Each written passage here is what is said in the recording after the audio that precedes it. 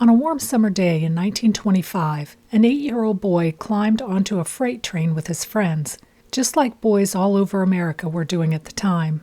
It was meant to be an adventure, a short ride to the swimming hole. No one thought much of it, until one child didn't return. For weeks, his family waited. Police searched, neighbors hoped. And when the truth finally surfaced, it revealed not just a murdered child, but a case filled with missed answers, lost evidence, and questions that still have no answers nearly a century later. This is the story of Buddy Schumacher.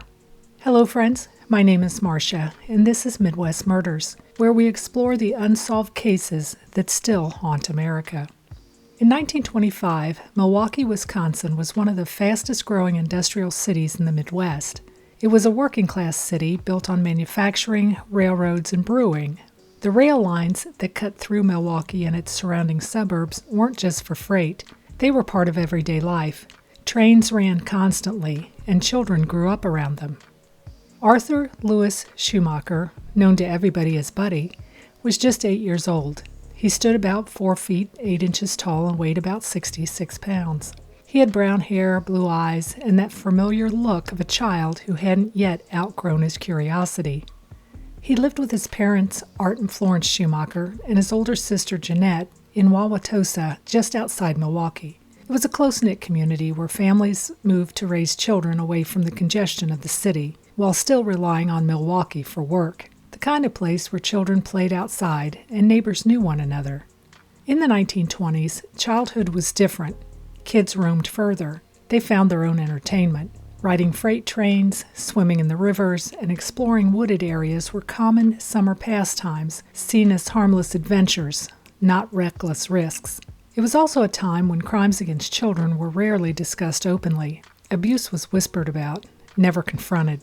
Against that backdrop, Buddy Schumacher's disappearance didn't just represent a single tragedy. It collided with a system that wasn't equipped to protect children or pursue long, complex investigations. What happened to Buddy unfolded in a moment when innocence was assumed, danger was underestimated, and mistakes were easier to make and harder to correct. On July 24, 1925, Buddy and 4 other boys hopped a Milwaukee freight train headed toward a swimming hole along the Menominee River. He was wearing blue denim coveralls and canvas shoes. As they approached their destination, the boys jumped off the train.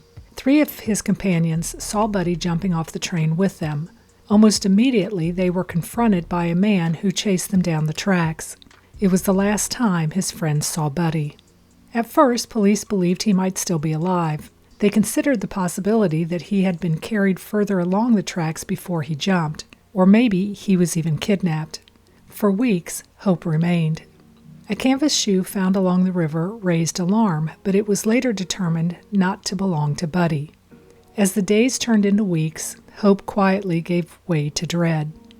On Sunday, September 13th, nearly 2 months after Buddy disappeared, a man named Joseph Volzar was hunting mushrooms in Clofer Woods. About a mile from Buddy's home, he found a small, decomposed body hidden in the underbrush. Buddy Schumacher had been there the entire time. The scene told a disturbing story. A handkerchief about 16 inches long had been stuffed into Buddy's mouth. Police believed he had been led into the brush either by force or deception, and then attacked. The handkerchief was likely used to silence him. The official cause of death was suffocation. Even more troubling, Buddy was not the only child targeted in that area. At least 4 other children had been molested or attacked nearby around the same time. That fact raised fears that a predator was operating close to home. One witness later reported hearing the screams of a boy while passing a shack set back from Highway 61 near Lake Beulah in Walworth County. The cries continued until he was out of hearing range. Whether those screams belonged to Buddy was never confirmed.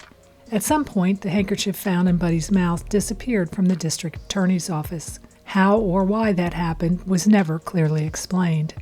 In a case built on so little physical evidence, losing even one piece mattered. Several suspects were named, but none led to justice.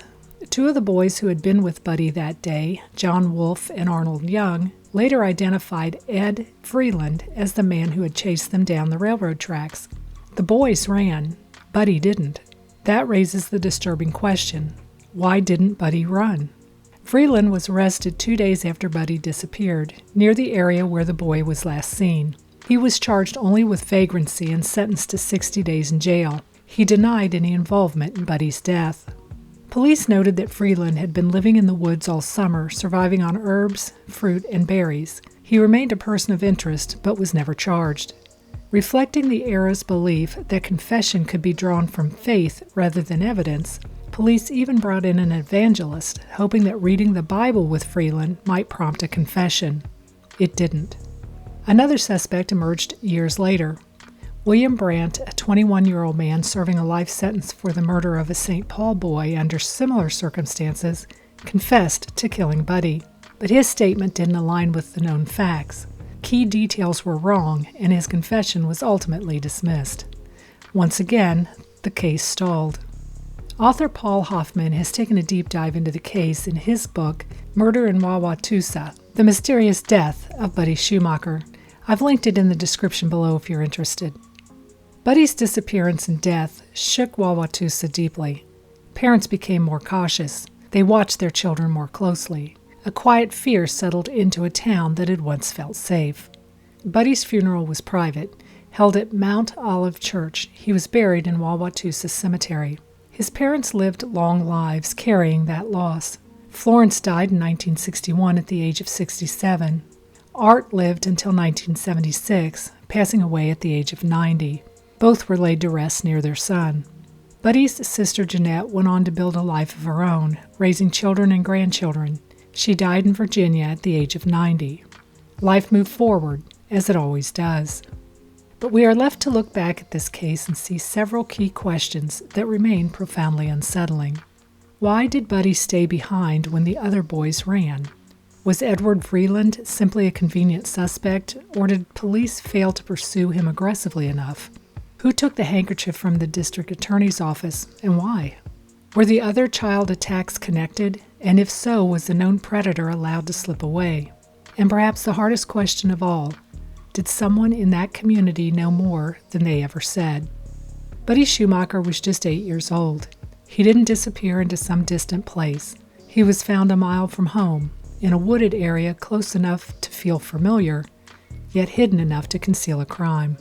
His story is more than a 1920s headline. It's a raw reminder of the devastating vulnerability of life in a bygone era, when children were presumed safe, roaming near their homes.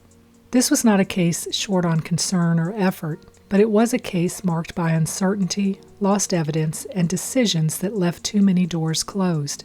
We're left to wonder who truly robbed this little boy of his future. It's a mystery that still calls out from the silence 100 years later. But the long-lasting pain belongs to the Schumacher family. They buried their 8-year-old son, and although his parents and sister lived full lives afterwards, the absence of justice is a wound that never truly heals. What do you believe happened to Buddy along those railroad tracks on that hot July day? Please leave your thoughts in the comments below. I'd love to read them. Until next time, stay curious, stay vigilant, and may the truth reveal itself in the shadows.